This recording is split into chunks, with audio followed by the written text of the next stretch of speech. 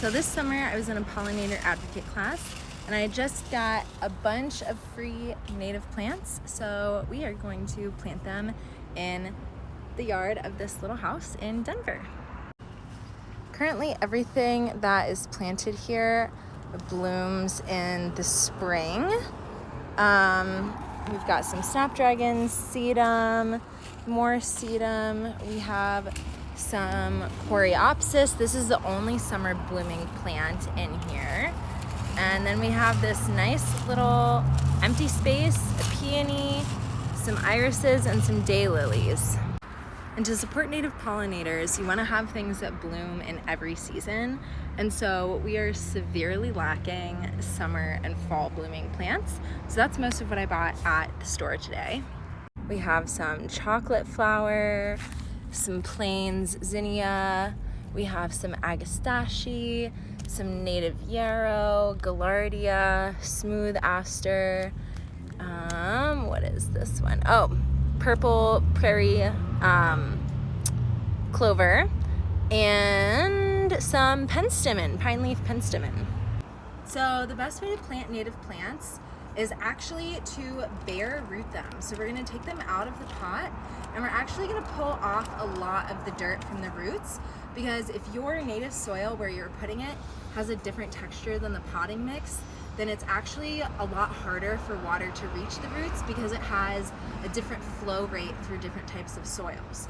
So even though the potting mix is great for when they're young, we want it to establish in the soil that we've got.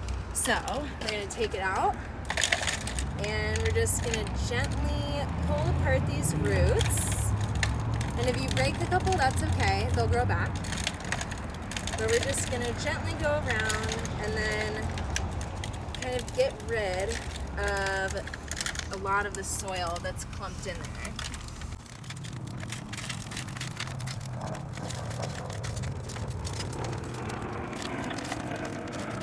And if you can't get them fully free, that's okay.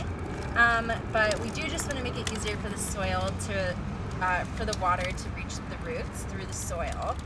So I would say that is pretty good. So now we've got our hole, and you want to measure it to make sure that the bottom of the hole can fit all of the roots, but you want the top of your plant to be a slightly higher, not like very high, but like about level or a tiny little bit higher than the surface of the soil, because as it settles it'll sink a little bit, so you don't want to plant it too low, but you also want to make sure that where the roots and the stem meet is about level with the top of the soil. And so we're just going to put it in, start filling in this dirt.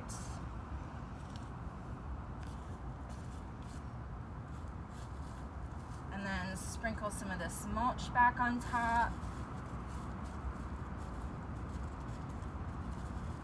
And then here, this is pretty much level with the base of the soil, but I have this top of the, or bottom of the stems just like slightly like a millimeter elevated. And something that you can do to help really tuck your plants in is you want to go around the diameter of the hole that you just had, but dig your knife or your spade in there and then just like push in, just to really pack in that dirt.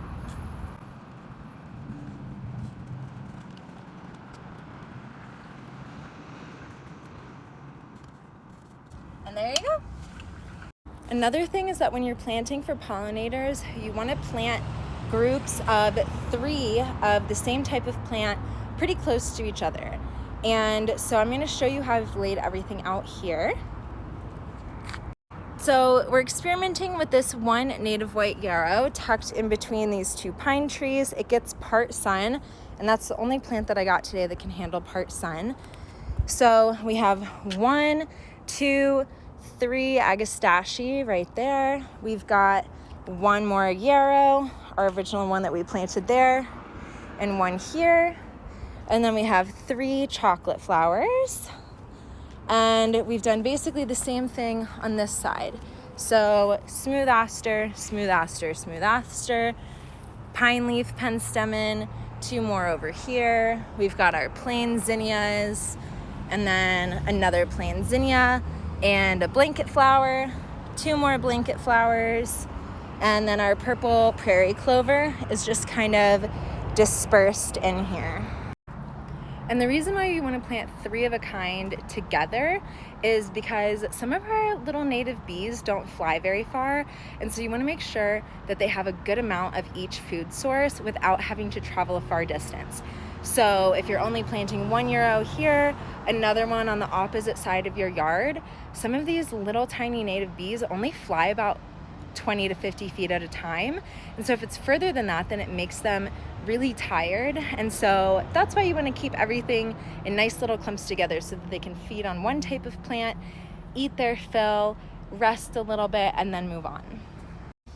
After planting something, you always want to make sure you water it in very thoroughly and add a little bit of mulch on top. This bed already had some big wood chip mulch, so that's what we're using, but I would recommend using maybe a finer wood chip mulch actually. These plants are very thirsty because it's pretty hot out, and so we're just going to give them a nice deep water, and then we'll water them again in the next couple days. I live in Colorado, and so pretty much everything that I've planted today is really drought tolerant. But here's the caveat. Things that are drought tolerant are not drought tolerant from day one.